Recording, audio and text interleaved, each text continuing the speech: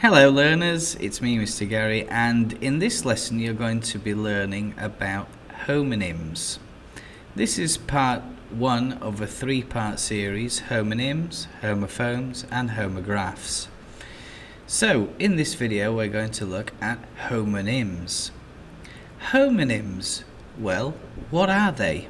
First we need to look at the word itself, and once we split the word and look at the meaning, we can find out what they actually are. Homo means same. There are other words with homo in them, and we can look at some examples of that in another video.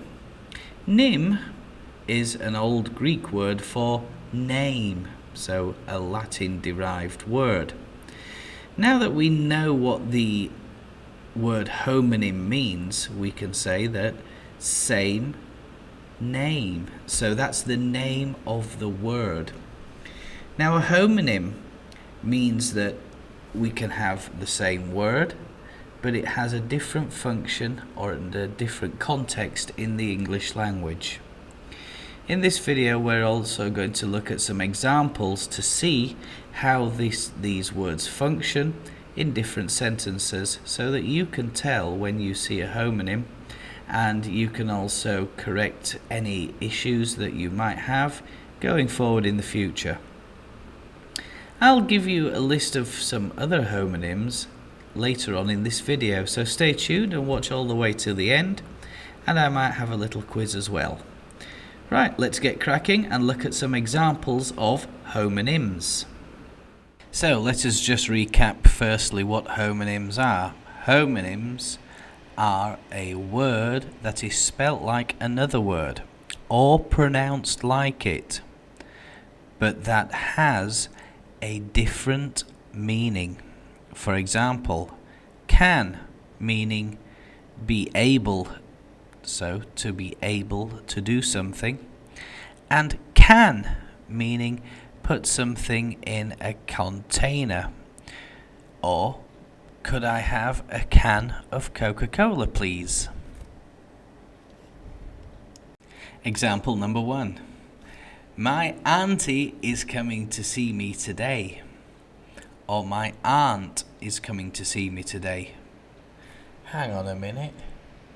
I don't think that's my aunt or my auntie. That's better. My auntie is coming to see me today. Let's look now at example number 2. And I remember when I was younger and I blew out the candles at my birthday party. You might also be able to tell that the shirt that I'm wearing now is blue. The shirt the little boy was wearing back then is also blue, and I think the candle is blue in that little piece of footage as well. Perhaps you want to rewind back and check that I'm correct. That would be a good idea. You might also notice how blue in the colour context is spelt B-L-U-E, and the verb of blue, which is B-L-E-W, is the past tense of blow. So I blew the candle out when it was my birthday party. There I'm talking about a past event. Notice the difference in spelling, but the pronunciation stays exactly the same, and that's what a homonym is. Remember, same name, same pronunciation. Now it's example number 3, and this one is a topic of controversy because many people make mistakes with this word and these choices of words. And the word that we're going to look at is its versus its. What's the difference? Well, one has an apostrophe and the other one doesn't. The one with apostrophe is subject plus is. It is. Okay, so it's stating usually a fact or a state at the moment in time. Whereas it's, the one without an apostrophe, shows ownership. So who owns something, or What is owned by someone? Let's take a look at a couple of examples to see the differences. Let's look at its as in a possessive pronoun, meaning belonging to it. This city is famous for its beautiful buildings. It means that the city is the owner of the buildings, or the buildings are part of the city. Okay, let's look at another example now, this time with it is. Example: have you been to Leeds? I hear it is a beautiful city.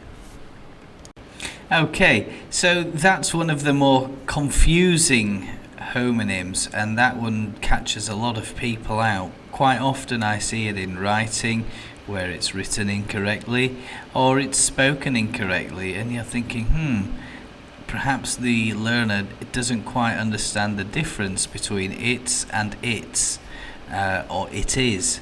And to make it a little bit simpler, I always say to learners, try to use it is until you understand that contracting form, and it will make it easier for you. Okay, now that we've studied 3 different homonyms, I think it's time for you to try your skill at English. And what I'm going to do now is tell you 5 different homonyms, and I want you to comment with 2 sentences. Okay, so in what context, or 2 sentences with different contexts of these words. Are you ready to see the words? You might need a pen and paper for this bit just to jot it down. You can always rewind if you need to see the words again or rewrite them. So I'm going to show you 5 words. Okay, these 5 words all have other homonyms that sound exactly the same, or perhaps they're spelt the same. You're going to have to really have a think. Once you've done that, comment them in the comment section here, and I will happily respond with right answers or wrong answers and tell you perhaps where you might need further assistance. Okay, let's have a look at these 5 words then. Okay, word number 1, address. Address. Word number 2, bark. Bark. Word number 3, arm. Arm. Word number 4, pole. Pole. Word number 5, ring. Ring. Okay, I really look forward to receiving and responding to your comments. So try and give me 2 sentences with those words in different contexts. That's how you practice the homonyms, to see how one word with similar pronunciation or same pronunciation and slightly different spelling perhaps can be used in different sentences. The more you practice, the better you'll become in English. And if you want me to do more homonym videos and give you more homonym tasks, please do let me know in the comments. I'd be delighted to help you, perhaps through another video, or perhaps if you want a Zoom session, you better let me know. That's all I have time for this week.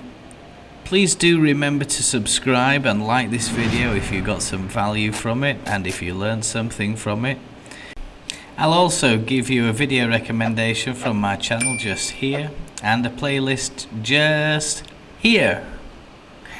Take care of yourselves. Thank you so much for watching, and I'll see you next time.